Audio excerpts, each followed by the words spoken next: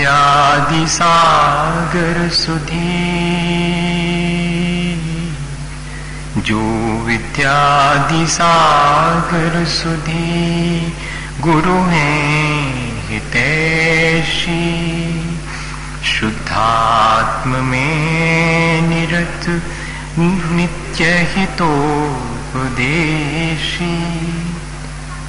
वे पाप ग्रीष्म ऋतु में जल है सयाने,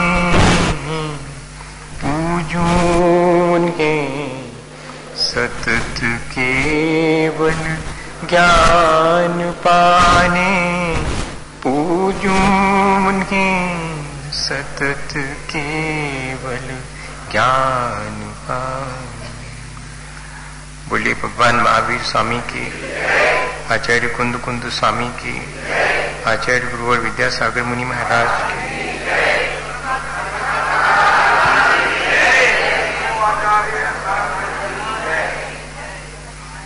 हम सभी मनुष्य की हैसियत से अपना जीवन जी रहे हैं और मनुष्य होना यानी एक बहुत जिम्मेदारी का काम हमारे लिए मिला है।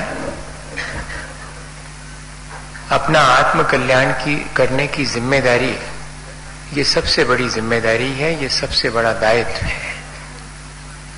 इस दायित्व में और सारी चीजें भी समाहित हैं।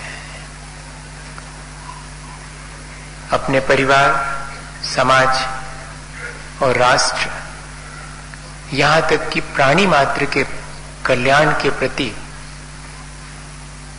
अपनी भावना रखना, ये भी दायित्व है। लेकिन सबसे बड़ा दायित्व है अपने आत्मोन्नति का।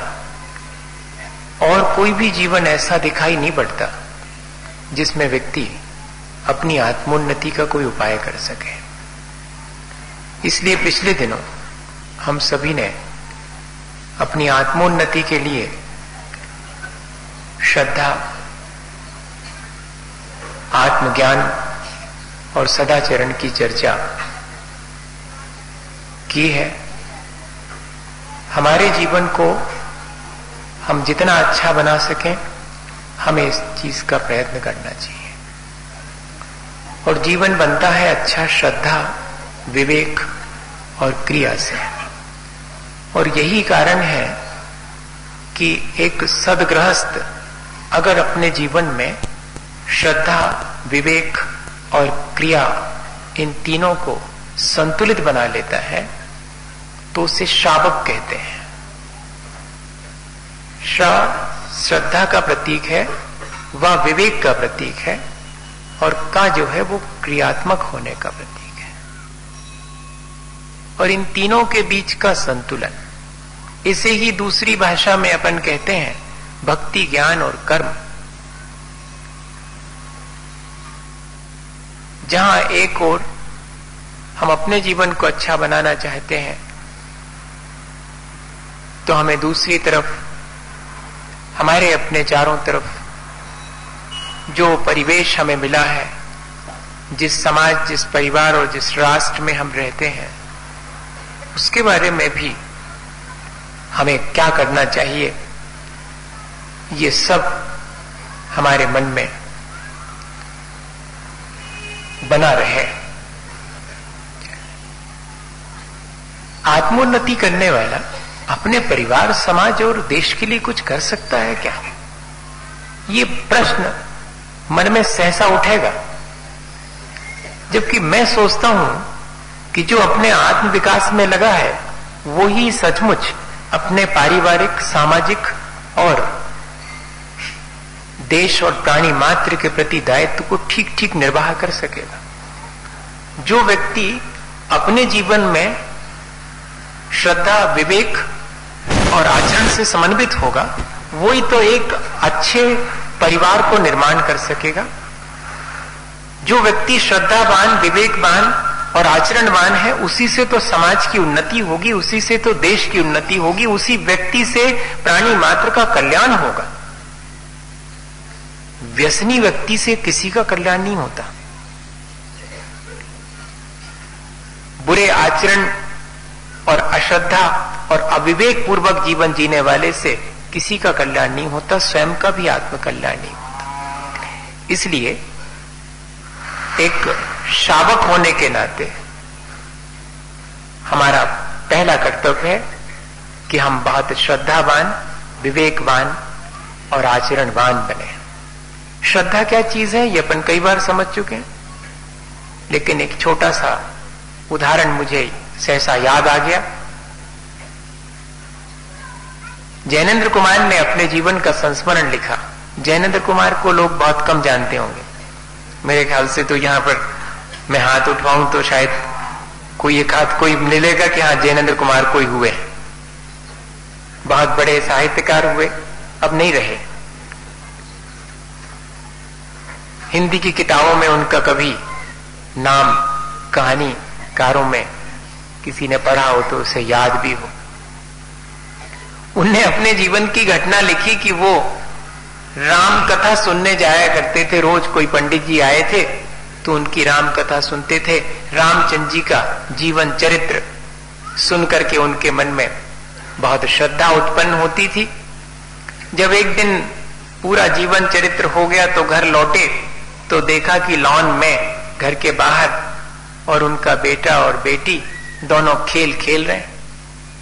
क्या खेल खेल रहे थे वो किसी के यहां पर मकान बनने के लिए रेत आई थी तो बच्चे रेत में खेल खेलते हैं, अपना अपना घर बनाने का खेल खेलते हैं।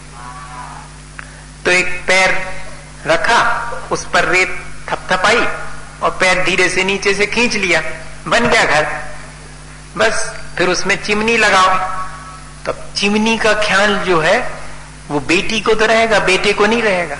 तो जब सब घर बन गया तो उसने कहा देखा मेरा कितना सुंदर घर बना। तो उसने कहा नहीं, इसमें रसोई में से धुआं कहां से निकलेगा, चिमनी लगाओ। अब ढूंढने गए, वो मिल गई। एक तो काड़ी चाहिए थी, सीख लगा दी उसमें, ये हो गई चिमनी। सब पूरा हो गया। लेकिन बेटे के मन में तो अहंकार था कि बहन से मेरा घर ज्यादा सुंदर है। आज भी अपन के अंदर यही तो अहंकार रहता, और क्या। बेटे को पढ़ने लिखने की फुर्सत नहीं रहती, कैसे माँ बाप की संपत्ति तो सब मिल ले। सो आज देख लो कि बेटे लोग उतना नहीं पढ़ रहे हैं जितना की बेटियां पढ़ रही।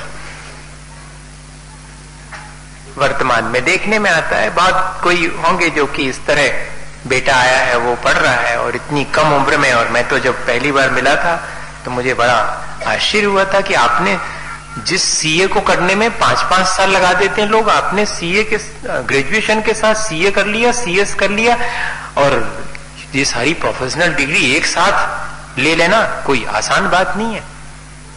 और वो आईएएस के लिए दिल्ली जाने वाले आचार्य का आशीर्वाद लेकर के। ये एकाध कोई बेटा हो सकता है, लेकिन बहुत कम ही है। वो लिखते हैं कि उस बेटे के मन में ये अहंकार कि मैं तो बेटा हूं। वो अपनी बहन को बोलता है कि मेरा घर तुमसे भी अच्छा है। तो ठीक है, अच्छा है तो कौन कह रहा है कि नहीं है अच्छा। लेकिन बेटे को इसमें चैन नहीं है, तो बोलता कि तुम्हारे घर से मेरा घर दूना अच्छा है। अब जब दूना अच्छा कहा तो बेटी के मन में भी आया कि इतनी गिनती तो हम भी जानते हैं, 10 तक तो हमने भी सीखी, स्कूल में भले ही छोटे हैं अभी। उसने कहा कि हमारा घर चौगना अच्छा है। दूने से दून चौगना हो गया। अब भैया जी ने भी कम नहीं थे कि 8 गुना। अब 8 गुना के बाद में जो है, 8 गुने के बाद 10 के बाद तो गिनती आती नहीं, 16 तो पता ही नहीं उनको। तो बहन ने कहा कि देखो हमारा तो सीधी सीधी बात है कि अब 8 गुने से दूना तो क्या बात ही नहीं, तो क्या करेंगे। तो हमारा घर तो रामचंद्र जी बराबर बड़ा और बहुत सुंदर। अब रामचंद्र जी तक बात पहुंच गई। अब बेटा थोड़ी मुश्किल में पड़ा। अब उसने सोचा कि अपन तो गिनती से चल रहे हैं, हमने दूना कहा तो इसने चौगना, हमने चौगना कहा तो इसने 8 गुना। अब इसने कह दिया कि रामचंद्र जी बराबर, तो उसने कहा हमारा 2 रामचंद्र जी बराबर। अब जैसे ही उसने कहा कि 2 रामचंद्र जी बराबर बड़ा और सुंदर है, तो बेटी बहुत जोर से हंसी, बोलती कि रामचंद्र जी तो एक ही है। तब जैनेन्द्र कुमार ने लिखा कि मैंने महीनों उन विद्वान की रामचंद्र जी की कथा सुनी, लेकिन मेरे मन में जो श्रद्धा आई उससे कहीं अधिक श्रद्धा इन बच्चों के भीतर है कि रामचंद्र जी हैं और एक हैं, और वे ही जो है और हमारे लिए आदर्श है। ये श्रद्धान है, अपने अंदर है ऐसा श्रद्धान। अपन तो क्षण क्षण में बदलते हैं भगवान, इनमें संतोष नहीं तो इनके चरणों में, ए बेदी पे नहीं, ये तो सुनी है कि ये पे चमत्कार है, ये पे चलो रे, कहूं तो लाग लग जाए। श्रद्धान वो है जहां की हम वीतरागता को एक मान करके और अडिग और स्थिर होकर के उस वीतरागता की उपासना करते हैं। शावक वीतरागता के अलावा अन्यत्र कहीं नहीं भटकता है, ये है उसकी श्रद्धा। वो वीतरागता विभिन्न प्रकार से दिखाई पड़े वो अलग बात है, नाना प्रकार की मूर्तियों में दिखाई पड़े अलग बात है, लेकिन वीतरागता तो वीतरागता है, वो एक ही है। ऐसा श्रद्धान। और इतना ही नहीं, विवेक क्या करने योग्य है, क्या करने योग्य नहीं है, किसी और को बताना पड़े कि आपको ये करने योग्य है, आपको ये करने योग्य नहीं है, तो इसके मायने हैं कि अभी हम शावक नहीं हुए हैं। शावक तो वही है जो विवेकवान है, जो करने योग्य को करता है और नहीं करने योग्य को। इदम करणीयम इदम ना करणीयम, इदम आचरणीयम इदम ना आचरणीयम इति प्रतिज्ञाए नियमो जायते। वह ऐसा नियम स्वतः ही स्वप्रेरणा से ग्रहण कर लेता है अपने विवेक से, उसके अंदर इतना डिसिप्लिन स्वयं आ जाता है, अनुशासन स्वयं आ जाता है। उसे किसी से सलाह लेने की आवश्यकता नहीं, ना उसे किसी और की तरफ देखने की आवश्यकता है कि कौन कर रहा है कौन नहीं कर रहा है। मेरा अपना कर्तव्य है कि मैं अपना जीवन विवेक पूर्वक जीऊं। अगर अपन बात गौर से देखें तो हम सब लोग जिस तरह जितनी लापरवाही में अपना जीवन जी रहे हैं, तो हम स्वयं ही मुश्किल में पड़ेंगे कि अरे ऐसा जीवन व्यतीत होता चला जा रहा है, अपन ने कभी सोचा ही नहीं कि ये मेरे करने योग्य था या नहीं था, और मैं करता जा रहा हूं। मेरे जो करने योग्य है उसके लिए मेरे पास वक्त ही नहीं है। ऐसा विवेक उसके भीतर जागृत होना चाहिए। और आचरण, एक श्रद्धा और विवेकवान व्यक्ति हिंसा करके आनंद नहीं मानता, यही उसके आचरण की श्रेष्ठता है। एक श्रद्धावान और विवेकवान व्यक्ति कभी झूठ बोल करके वाहवाही नहीं लूटता। एक श्रद्धा और विवेकवान व्यक्ति कभी दूसरे की धन संपदा चुरा करके उसे संक्लेशित करता है, ऐसा उसके मन में भाव भी नहीं आता। एक श्रद्धा और विवेकवान व्यक्ति दूसरे के प्रति अपनी दृष्टि खोटी तो कर ही नहीं सकता, और ना ही धन संपदा और वैभव जुड़ने पर अपना बड़प्पन मानेगा, अगर वास्तव में श्रद्धा और विवेकवान होगा तो। ये पांचों चीजें जिन पर हम कई प्रकार से विचार कर चुके हैं, हमें आज फिर विचार करना चाहिए कि ये पांचों हमारे आचरण में आई हैं कि नहीं। मद्दमांश मधु त्यागई सहानुव्रत वंचकम अष्टौ मूल गुणा नाहुर ग्रहीणाम शमनोत्तमा। एक सदगृहस्थ का धर्म क्या है कि मद्दमांश मधु त्यागई, मांस मदिरा और शहद, इन तीनों चीजों का त्याग करे, और साथ में सहानुव्रत पंचकई, इन 5 बातों से मुक्त हो, हिंसा में आनंद नहीं माने, झूठ बोल करके, चोरी करके, दूसरे के प्रति अपनी दृष्टि खोटी करके, या 5 इंद्रिय और मन के विषयों में लग करके, या धन संपत्ति में अपना बड़प्पन ना माने, ऐसे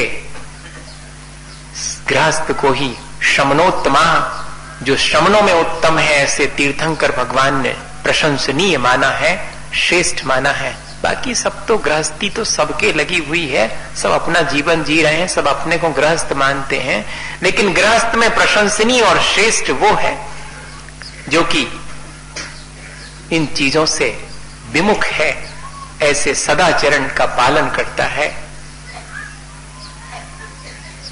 आज इन चीजों से हम, कई लोग तो डायरेक्ट नहीं बच पा रहे हैं, कई लोग इनडायरेक्ट नहीं बच पा रहे हैं। मांस और मदिरा और शहद, ये तीनों चीजें आखिरी समय में मुझे पहले एकदम याद आ गया। दो घटनाएं सुना देता हूं आपको एक साथ। विनोबा भावे आखिरी समय में संलेखना ले रहे थे, ले भी ली उन्होंने। आचार्य महाराज के पास समाचार आया। जब संलेखना की चर्चा चलेगी तब उनकी संलेखना के बारे में कहूंगा। पर वो जो एक चीज थी कि आचार्य महाराज के पास जब समाचार आया कि उन्हें आशीर्वाद दें, तो आचार्य श्री ने 1982 में और आशीर्वाद के साथ ये समाचार भेजा कि सुना है कि बाबा दूध के साथ शहद भी लेते हैं, शहद तो खाने योग्य नहीं है। तब वहां से समाचार आया था कि श्री गुरु ने हम पर इतनी देर से कृपा क्यों की, हमें तो मालूम ही नहीं था, हम तो सोच रहे थे कि ये खाने योग्य है, हमें पहले कह दिया होता तो हम इसे बहुत पहले छोड़ देते। अब अगर हमें आज समाचार मिला है तो आज ही से हम शहद का शेष जीवन भर के लिए त्याग करते हैं। ये उनका वचन था। हम और आप विचार करें इस चीज को। दूसरा उदाहरण, जब कभी बंबई में ताजमहल होटल में कोई डेपुटेशन आता था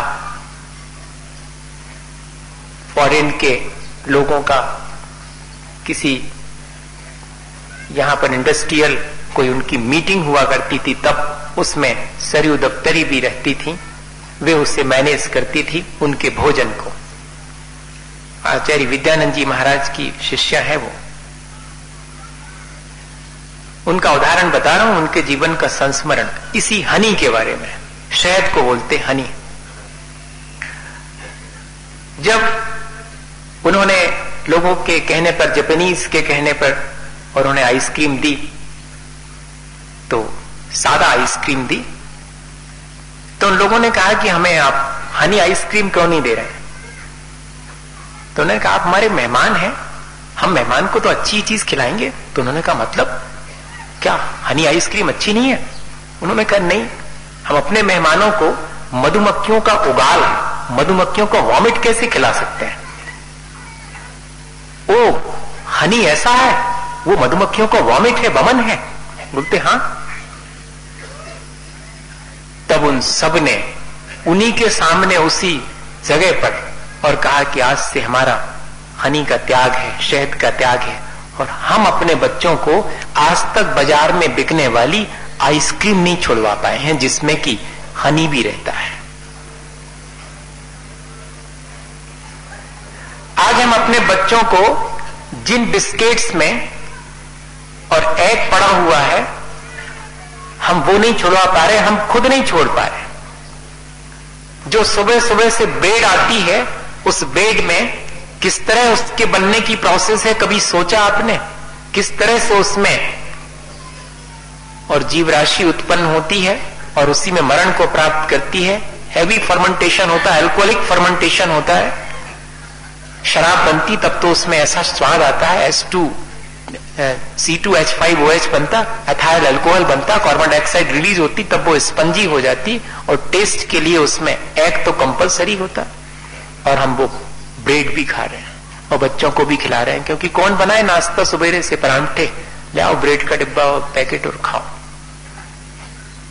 हम अपने को श्रावक मानते हैं, हम कितनी बढ़िया से ठाट बाट से पूजा करते हैं, अभिषेक तो हम रोज करते हैं और बिल्कुल समय से करते हैं, लिखा है समय उसमें, तो अभिषेक हम तो बिल्कुल समय पे आके करते हैं, बढ़िया।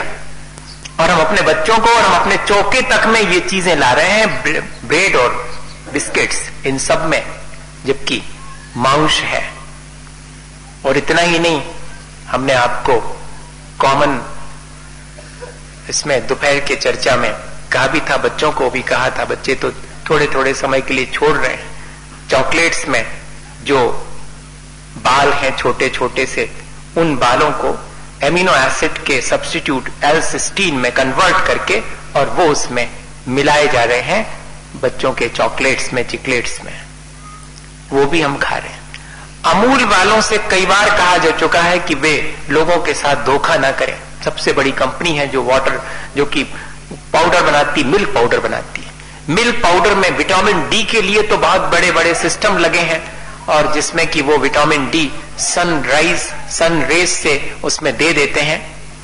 लेकिन विटामिन ए के लिए उन्हें मिलाना पड़ता है कॉड लिवर ऑयल, मछली का तेल, जो हम बाजार में दूध पाउडर लेकर के आते हैं। ध्यान रखें कि उसमें विटामिन ए के नाम पर कॉड लिवर ऑयल मिला हुआ है। 1 केजी में 1 चम्मच पर्याप्त होता है कॉड लिवर ऑयल, मछली का तेल। कॉड नाम की मछली है, उसका ऑयल है ये, और हम आराम से खा रहे हैं। कस्टर्ड के बारे में सामग्री मैंने पहले भी कहा था आपसे, ऊपर बना रहता है मक्के का आटा, लेकिन custard is nothing but A paste of egg in the milk with sugar. शक्कर के साथ में जब दूध में अंडे को फेंटा जाता है तब बनता है कस्टर्ड। और यहां पर कितने लोग हैं जिनने की कस्टर्ड छोड़ दिया होगा? मुश्किल है। दूध पाउडर, कस्टर्ड, ब्रेड, बिस्किट्स, ये सब इनडायरेक्ट मांस और शराब को घर में लाने की स्थिति है। बहुत विचार करना पड़ेगा। मद मांस मधु त्यागी। हम वे लोग हैं, वे श्रद्धावान और आत्मज्ञान से संपन्न लोग हैं। हम अत्यंत श्रद्धालु और आत्मज्ञान से परिपूर्ण अपने को मानने वाले लोग हैं अपन। और हमारे आचरण में अगर ये चीजें शामिल हैं तो इसका मतलब है कि अभी सदाचरण की तरफ हमारा एक कदम भी नहीं बढ़ा है। हाँ, भले ही हम बहुत प्रकार से व्रत उपवास रखते हों, लेकिन ये चीजें अगर हमारे जीवन में शामिल हैं तो उन व्रत उपवास इत्यादि का फल कितना मिलेगा बताइएगा। विचार करना चाहिए। आचार्य भगवंतों ने हमारे कल्याण के लिए ही तो ये सब बातें कही हैं। उनका ऐसा क्या स्वार्थ था कि वो इन सब चीजों को हमें कहें? नहीं, उनका कोई स्वार्थ नहीं था। उनका तो यही था कि सब जीव परमार्थ में लग जावे, सब अपना कल्याण कर ले, वह इसलिए ये चीजें कही गई। अब हमारा फर्ज बनता है कि हम अपने जीवन को अच्छा बनाने की प्रक्रिया में इन सब पर विचार करके और इनसे मुक्त होने के लिए संकल्प लें। जो अहिंसा में विश्वास रखता है वो पाक्षिक शावक है। जो अपने जीवन में इन सब नियमों को धारण करके शुद्ध आचार विचार की प्रक्रिया शुरू कर देता है वो नैष्ठिक शावक है। और जो जीवन के अंत में और जीवन भर की साधना के फलस्वरूप और अपनी देह से अनासक्त होकर के देह का त्याग करता है संलेखना पूर्वक, वो साधक शावक कहलाता है। विचार करें कि हम इन तीनों में से कोई प्रकार के शावक हैं या नहीं है। हम अहिंसा धर्म में विश्वास रखने वाले हैं अगर पाक्षिक शावक, तब अहिंसा धर्म में सबसे पहले जरूरी है कि हम इन सब चीजों का त्याग करें, तभी हमारे जीवन में अहिंसा धर्म आ सकता है। ये धीरे धीरे इनडायरेक्ट सारी चीजें, और जब चर्चा आई है तो हम इसमें यह भी ध्यान रखें कि यह जो सामूहिक रात्रि भोजन की परिपाटी है उस पर भी हमें विचार कर लेना चाहिए। और इतना ही नहीं, दिन में भी जो बुफे सिस्टम से हम लोग भोजन की परंपरा शुरू कर चुके हैं उस पर भी हमें विचार करना चाहिए। ये हमारे अहिंसा धर्म को नष्ट करने वाली दोनों प्रक्रियाएं हैं। अब शायद आगे आने वाले समय में हमें बहुत हिम्मत करके ये संकल्प लेना होगा कि जहां हमें रात्रि में भोजन के लिए बुलाया जाएगा वहां हम जाने से इनकार कर देंगे, या हम जाएंगे तो वहां खड़े होकर के उसका बहिष्कार करेंगे कि हम जैन हैं। हम जैन क्यों कहें, हम मनुष्य हैं ऐसा कहें। हम आदमी हैं, हम मनुष्य हैं, अभी हमारे भीतर इतनी इंसानियत अभी बाकी है ऐसा कहें बहुत गौरव के साथ कि अभी हम मनुष्य हैं, इसलिए हम पशुवत जब चाहे तब नहीं खाएंगे। हमारे लाइफ का एक डिसिप्लिन है, जो कुछ दिख गया उसी में मुंह मार दिया। ये तो सुबह से शाम तक पशुओं को देखने में आता है, जब चाहे तब नहीं। ये डिसिप्लिन है कि सूर्य जब तक अपनी किरणें फैलाएंगे तब तक हमारे जीवन में खान पान की प्रक्रिया चलेगी। और जब सूर्य विदा ले लेंगे तब फिर हम अपने खान पान की कोई प्रक्रिया नहीं करेंगे। ये चीज हमें बहुत अपने जीवन में शामिल करने के लिए विचार करना चाहिए। सब चीजें कर रहे हैं अपन, लेकिन ये अनिवार्यतम चीजें हैं। आपको शायद मैंने मैडम गांधी का उदाहरण सुनाया था कि जब विदेश में जाकर के और उन्होंने आलू प्याज से रहित, अंडे से रहित थाली मंगाई थी, तो उन्होंने कहा कि आप सीधा कहिए ना जैन थाली चाहिए। तब उनका ये वाक्य था कि ये चीज कितने वर्षों में, कितनी साधना से ये सिंबल बन पाया होगा, कितने मुश्किल से लोगों ने ये परंपरा बनाई होगी, ये पहचान बनाई होगी कि रात में भोजन नहीं करते हैं। जैसे वैष्णव जन तो तेने कहिए जे पीर पराई जाने रे, या जैनी जन तो तेने कहिए जे पीर पराई जाने रे। ये हमारी भारतीय संस्कृति रही है, गांधी जी का प्रिय भजन रहा है।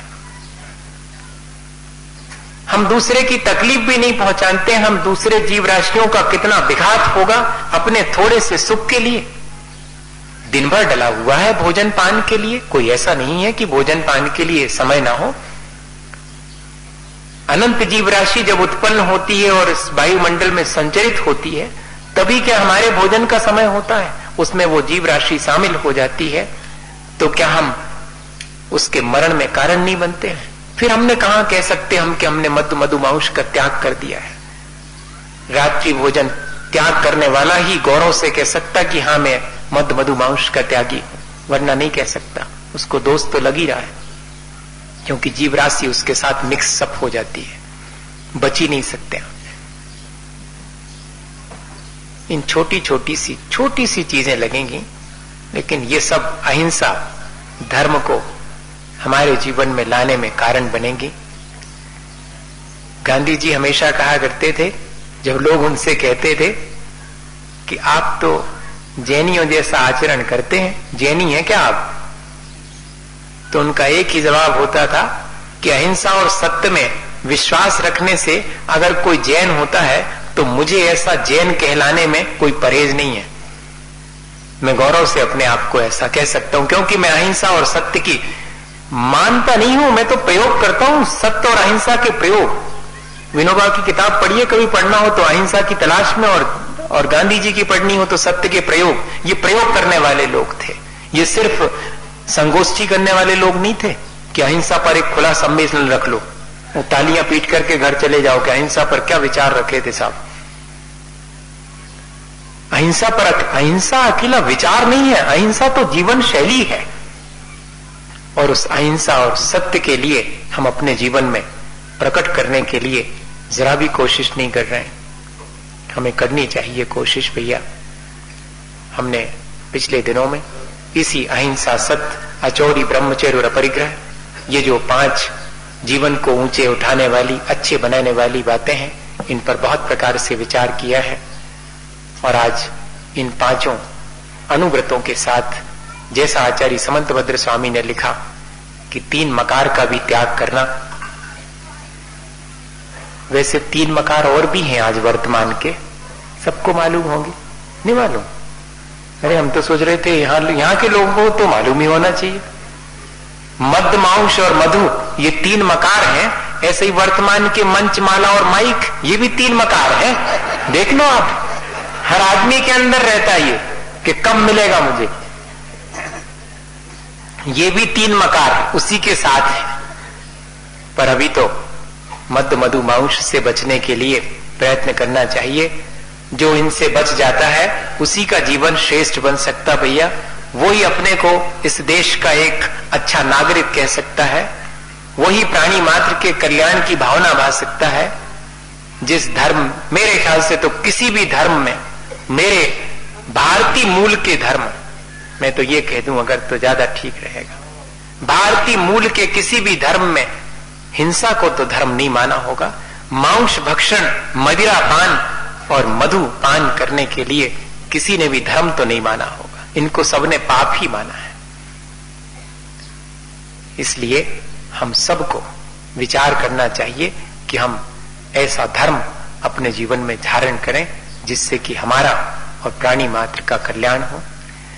असल में हम अपनी सीमाएं निर्धारित कर लें, हम अपनी मर्यादाएं निर्धारित कर लें तो हम अनायास ही इन सब चीजों से बच सकते हैं। अब जरा सा अपनी मर्यादा और सीमाओं को निर्धारित करने पर भी अपन आगे बढ़ते हैं।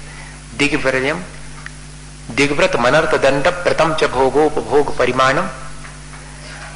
आचार्य भगवंतों ने, जिस व्यक्ति ने अनुब्रन्नाद गुणा नाम माख्यांति गुण व्रतान्यार्या, आर्य अर्थात तीर्थंकरों ने एक गृहस्थ सदगृहस्थ के जीवन को ऊंचा उठाने के लिए जहां एक तरफ इन 5 पापों से बच करके और इन 5 व्रतों को धारण करके अपने जीवन को ऊंचा उठाने की बात कही, वहीं पर इन व्रतों के गुणों को बढ़ाने के लिए 3 और गुण व्रत भी रखे हैं, जिनमें दिशाओं की सीमा कर लेना, भोगोपभोग की मर्यादा कर लेना और व्यर्थ में पाप से मुक्त हो जाना, ये 3 बातें भी शामिल करी। उन पर अपन एक एक पर धीरे धीरे विचार करते हैं।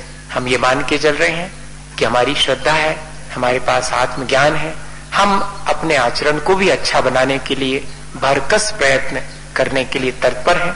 जितनी हमारी जिसकी क्षमता है उसके लिए जरूरी है कि हम अपने आप अपनी मर्यादाएं बना लें। अपने आप को एक निश्चित सीमा में रख लेने से सीमा के बाहर बहुत सारे व्यर्थ के पाप से अपन बच जाते हैं। कोई भी व्यक्ति किसी भी गंतव्य पर पहुंचना चाहे तो एक ही दिशा में उससे चलना पड़ेगा। अपने गंतव्य तक पहुंचने के लिए वो सोचे कि वो हर दिशा में थोड़ा थोड़ा चलेगा और अपने गंतव्य तक पहुंच जाएगा, ऐसा तो संभव ही नहीं। मुझे अपने घर पहुंचना है तो मैं अपने घर की तरफ तो 1 कदम रखूं और दूसरे के घर की तरफ 100 कदम रखूं, तो बताइए कभी अपने घर पहुंचूंगा? बहुत सीधी सी चीज है। मैं अपने जीवन को अच्छा बनाना चाहता हूं तो अपने जीवन को अच्छा बनाने का तो 1 कदम रखूं और अपने जीवन में बुराइयों के लिए 100 कदम रखूं, तो क्या मेरा जीवन अच्छा बन सकता? इसलिए मुझे बुराइयों से बचने के लिए मुझे एक मर्यादा तो निश्चित करनी पड़ेगी। जैसे कि हम खेती करने वाले लोग क्या करते हैं कि फसल अच्छी तब आएगी जब हम उस खेत की चारों तरफ से बाउंड्री वाल बना करके सुरक्षा कर देंगे, नहीं तो कोई कभी भी आकर के और उसको गड़बड़ कर जाएगा, तहस नहस कर जाएगा। तो ऐसे ही हमें अपने जो लिए गए व्रत हैं, जो 5 पापों से बुराइयों से बचने का हमने संकल्प कर लिया है, तो हम अपनी सीमाएं निर्धारित कर लें ताकि सीमा के भीतर ही मैं अल्प सावध करके या थोड़ा बहुत मैं अपने जीवन यापन के लिए जो भी मेरे से और किसी दूसरे जीव का थोड़ा बहुत बिगाड़ हो भी जाएगा, लेकिन मैं अपनी सीमा के भीतर रह करके ही अपना कार्य करूंगा। उसके बाहर मैं किसी भी जीव की क्षति नहीं पहुंचाऊंगा। क्या ऐसी अपन दिशाओं की सीमा नहीं बना सकते हैं? बना सकते हैं, हम चाहें तो। और जब तक हम अपने आप को मर्यादित नहीं करेंगे, अपने आप को सीमाओं में नहीं बांधेंगे, सुबह से शाम तक के रहन सहन की जब तक कोई सीमा निर्धारित नहीं करेंगे, अपने आवागमन की कोई सीमा निर्धारित नहीं करेंगे, तो ये यात्रा तो अंतहीन है भैया संसार की। आप किसी भी दिशा में कितने भी चलते जाइएगा, कहीं जाकर के स्टॉप नहीं होगा। 5 इंद्रिय और मन की यात्रा है। संसार की यात्रा के मायने क्या है? 5 इंद्रिय और मन की यात्रा। हाँ, 5 इंद्रिय और मन की जितनी लंबी चौड़ी संसार की यात्रा करनी हो करते रहिएगा, कभी अंत नहीं आएगा उसका। तो एक सीमा तो करनी पड़ेगी कि हाँ, मैं 10 दिशाओं में इतना ही आवागमन करूंगा अपने सांसारिक कार्यों को लेकर के, इससे अधिक मैं अब अपना जीवन फैलाऊंगा नहीं। मैं तो समेटने के लिए आया हूं ताकि ये संसार मेरा धीरे धीरे सिमटता जाए। संसार आवागमन का ही नाम है। संसरति इति संसारा, जहां निरंतर आवागमन बना हुआ है। जीव इधर से जन्म मरण करके दूसरी जगह जन्म लेता है, यह आवागमन उसका चलता रहता है। इस आवागमन को सीमित करना, तब जाकर के हम आवागमन से मुक्त हो पाएंगे, तब हम इस संसार से मुक्त हो जाएंगे, तब हमारा जीवन श्रेष्ठ जीवन कहलाएगा। तो बाहर के आवागमन को, बाहर से होने वाले मेरे जो पाप प्रवृत्तियां हैं, उन प्रवृत्ति को सीमित करने के लिए मुझे 10 दिशाओं में एक सीमा निर्धारित कर लेनी चाहिए। सीमा कैसे निर्धारित की जाए, ये हर व्यक्ति सहज भाव से जिसकी जैसी सामर्थ्य है वो कर सकता है। बहुत आसान सा है कि मैं अपने देश से बाहर कोई भी सांसारिक कार्य के लिए नहीं जाऊंगा, नहीं कर सकते हैं। मेरे अपने देश में, मेरे देश की जो सीमा है उसमें मैं कोई भी सांसारिक कार्य के लिए उससे बाहर नहीं जाऊंगा, जो भी है इसी के भीतर करूंगा, ताकि मैं बाहर होने वाले जो विकल्प हैं, संकल्प विकल्प जो पाप हैं, उनसे मैं आसानी से मुक्त हो जाऊं। मैं अपना व्यापार करने कहीं बाहर नहीं जाऊंगा। मैं अपने किसी धर्म कार्य से जाऊं तो बात अलग है, लेकिन मैं अपने संसार बनाने वाले किसी कार्य से और नहीं जाऊंगा, अपने देश में ही रहूंगा। और आज वर्तमान में देखा जाए कि अगर युवा पीढ़ी इस चीज को ग्रहण कर लेवे तो देश का भी कल्याण हो जाएगा। आज यहां से अच्छी पढ़ाई पढ़ के, और चूंकि सीमाएं निर्धारित नहीं की हैं, तो हम अच्छे से अच्छी पढ़ाई पढ़ के उसका लाभ अपने देश को न दे करके और 4 पैसे के पीछे और अन्य किसी देश में जाकर के और 4 पैसे के लालच में, भौतिक सुख सुविधा के लालच में, क्योंकि सीमा नहीं की थी।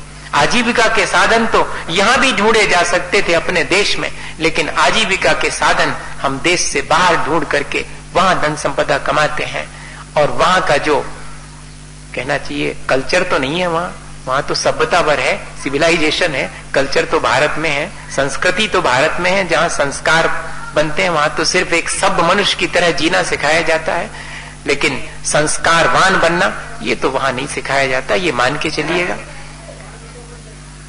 तब ये सीमाएं अगर हमने अपनी निर्धारित कर ली हों, अपने परिवार की सीमाएं इस तरह निर्धारित कर दी जाएं, तो बताइए हमारे समाज का ही नहीं, हमारे राष्ट्र का, प्राणी मात्र का सिर्फ इतना करना पड़ेगा कि हमारे भौतिक सुख सुविधाओं पर हमें नियंत्रण करना पड़ेगा, उस लालच में नहीं पड़े।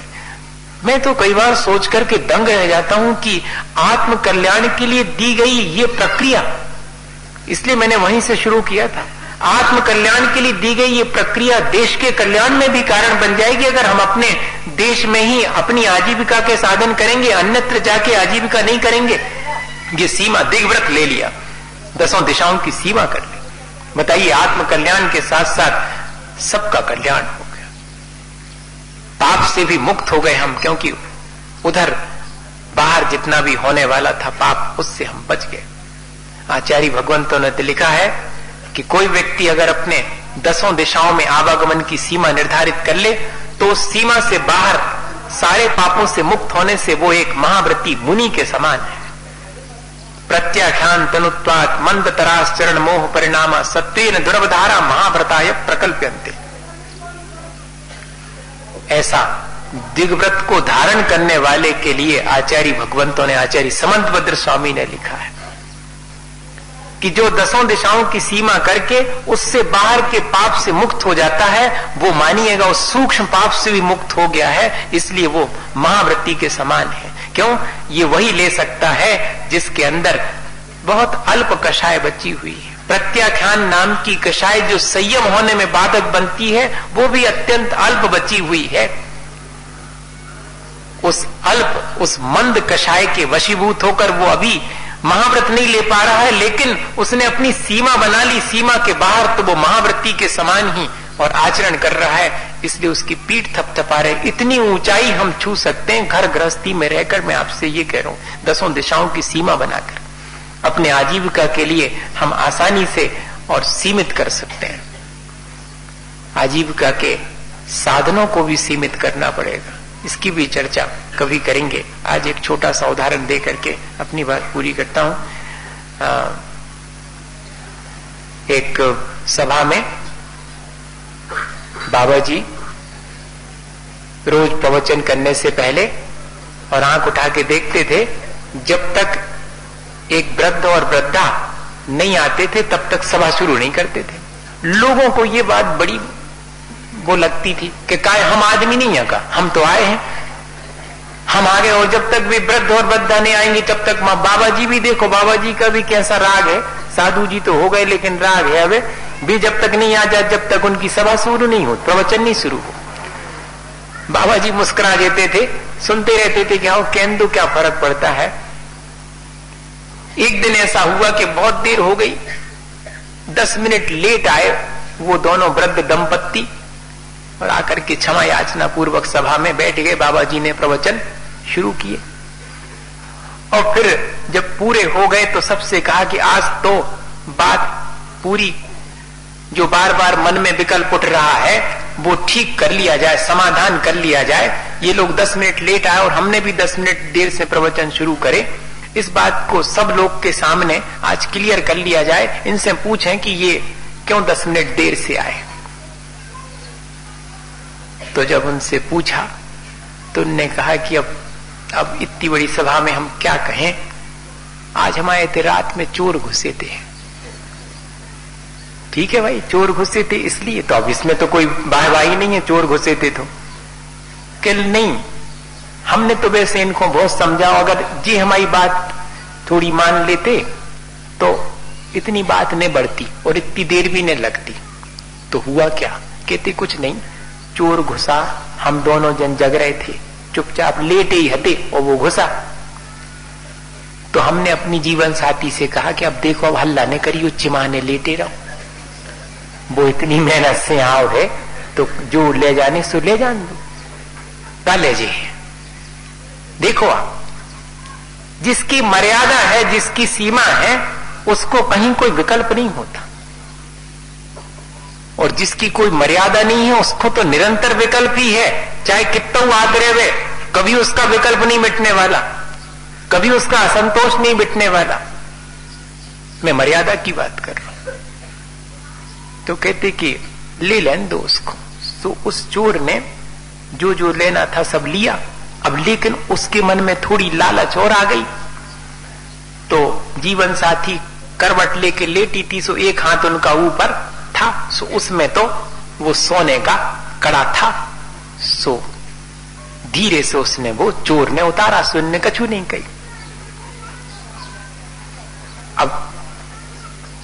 अब जबकि कह रहे हमने बहुत समझा दी थी कि तुम बिल्कुल हिलियो डुलियो ने, लेकिन पता नहीं इनके मन में कहा आई, सो जैसे जी हिल डुल गई तो वो जो है भाग गया। अब वो भाग गया तो हम लोगों को बहुत दुख हुआ, असल में उसी में जो देरा हो गई। तो वो जो जीवन साथी थी वो कह रहे कि हमारी तो सुन लो, हमने क्यों करवट बदली थी, हमने सोची कि एक कड़ा तो रहेगा, वो नीचे दबो, हाँ सुबह और ऊपर हो जाए, सुबह हल्ले जावे। अब उतने भग गए तो हम क्या करें, अब जी हमारे लिए ऐसा कह रहे, इसी विचार में होती हो गई। आप क्या समझे इससे, कितनी निष्प्रहता है। मुझे ये उदाहरण इसलिए देना था, बाबा जी ने कहा कि इसी वजह से मैं 10 मिनट जब तक ये नहीं आए दोनों दंपत्ति तो मेरे का रहा, क्योंकि प्रवचन तो सुनाना इन्हीं के लिए मेरा सार्थक है जिनके जीवन में ऐसी मर्यादाएं और ऐसा धर्म प्रवेश कर गया है। इसलिए बाकी सबके भी समझ में आ गया, आपके भी आ गया होगा समझ। भैया, अपने को धर्म किताब तक सीमित नहीं रखना, अपने को हमेशा जब भी अपने जीवन को अच्छा बनाने की बात ही धर्म है, वो जब जब भी अपन को ध्यान में आवे तो उसको अपने जीवन में धारण करना, और ऐसी निष्प्रहता अपने जीवन में आती जाए जिससे हम अपनी मर्यादाएं निर्धारित करते जाएं और मर्यादा में रह करके और अपने जीवन को अच्छा बनाएं। इसी भावना के साथ बोले आचार्य गुरुवर विद्यासागर।